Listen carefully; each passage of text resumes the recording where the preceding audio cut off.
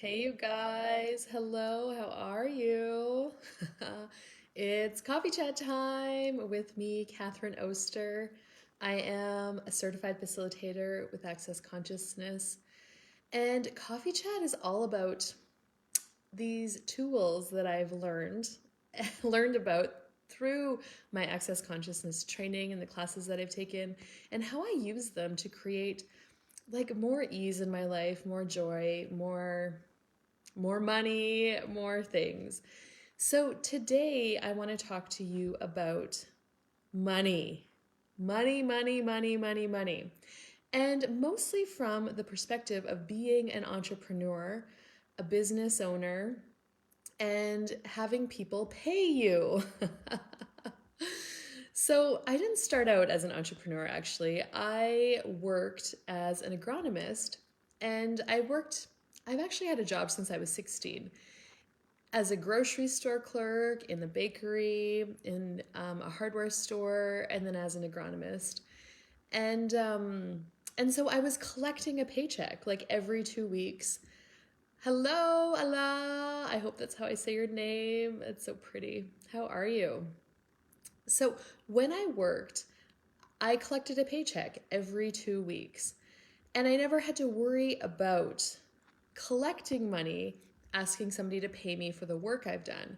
It was just like boom, boom, boom. Every 2 weeks, my paycheck would get deposited in my bank account. How does it get better than that?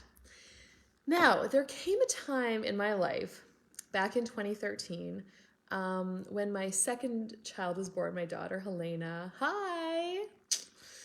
And I had big dreams for my life. Like I wanted to have I love horses. Love horses. That's another thing I do. I'm a horse trainer and a riding coach.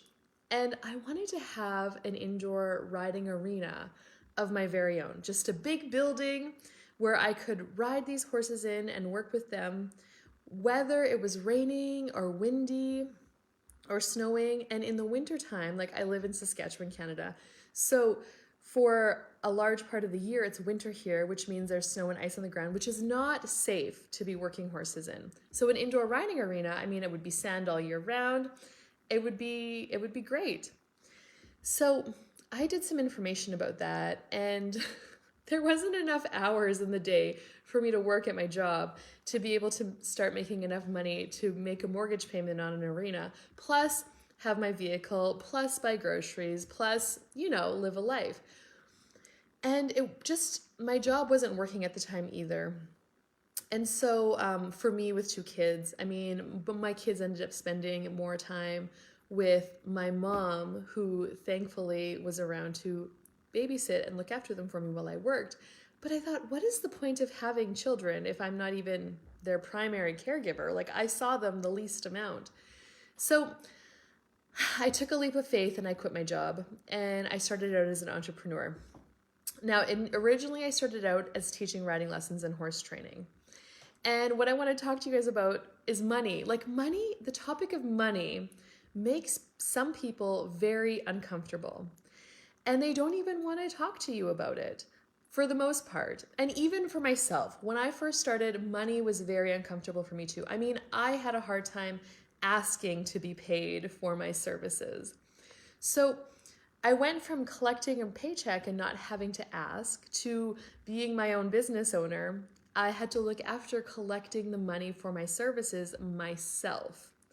Now, I have been burned, so to speak, a few times. One of the first times was back then when I started at horse training. I had a client horse, and they didn't pay me for I want to say it was almost a year. And this person they were a relative, and so it was really uncomfortable. I kept mailing them invoices. Now this is me. I wasn't comfortable enough to pick up the phone and say, "Hey, what's up? This is, your horse is done training. It's ready to go home. What works for you to pay me?" Now, they also avoided me. So I was only comfortable mailing paper invoices in the mail, which you know what happens with that, people just throw them away. And so I wasn't getting paid for this horse, and they weren't phoning me. It was weird. I was really uncomfortable about it. And I didn't have the balls yet to step up and just ask to be paid or ask like what's going on. So the horse, it just stayed with me like for the year. And I every month I kept tacking on board. So eventually the person showed up, they paid me in full, and picked up their horse. But it was a year. Now, one trick that I learned, if there's somebody who owes you money, is to pull energy from them so they can never stop thinking about you. So that's what I did with this fellow. So it took him a year, but he showed up and he paid. But pull energy from them and they'll never stop thinking about you. So literally you are always on their mind, literally driving them crazy energetically without, in ways that they will never forget about you. So since then, that hasn't happened again. And with my training horses, I was always taking payment after the services were done. Okay. So I would get the horse for training. Usually they would book it in. They would pay every month. So they would pay at the end of the month for the first month. And then if the horse stayed for 2 months, they'd pay at the end of that month. But something changed. And this past, maybe it was like December, January, a fellow contacted me about booking his horses in for training. And I never really considered changing it. I mean, some trainers will take a deposit or they'll actually take full payment before the horse comes, but that's just never really felt, I guess it just never really worked for me. Just with horses and life, things can happen, and a deposit, fine. But so anyway, I've just never chosen that. But this fellow contacted me in December, January about taking 2 of his horses. And I said, yes, I can take them, but I won't be able to take them until like April or May. And he's like, that's fine. And he started paying me every month before they came. So they're actually, both of their training, the training is paid in full and the horses are maybe going to come this weekend. So that was something different that showed up. And so that was really cool. So I might actually start doing that with my training horses. It just creates a different energy flow, money flow, a different kind of commitment. Now, if anything were to show up, like I'm not the kind of person who is also like, no, you still need to pay for it, even if the horses don't show up. Like if for some reason their horses got hurt or sick, like animals can do, and they can't come, I would give them their money back. That just creates ease for me, and that works. Or maybe they would want to book them in for later. That's cool too. So there was this other example. Oh yeah, okay. And so for riding lessons, hi Cindy, hello, how are you? So for the riding lessons that I teach, I offer a package price. So if you pay by the lesson, it's like $80 a lesson. But if you purchase a package of lessons, it's say $300. You get 4 lessons at $75. So most people actually, a lot of my clients purchase packages because I would like to offer them the discount when they are showing up for their lesson, and continuously. Now, I had one client who purchased a package, who came for the first lesson and they were just going to buy 1 lesson. We had the lesson, they wanted to purchase the package. Cool.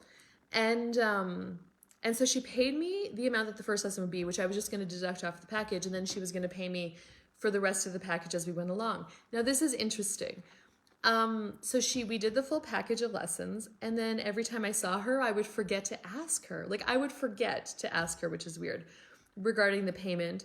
And she never did pay.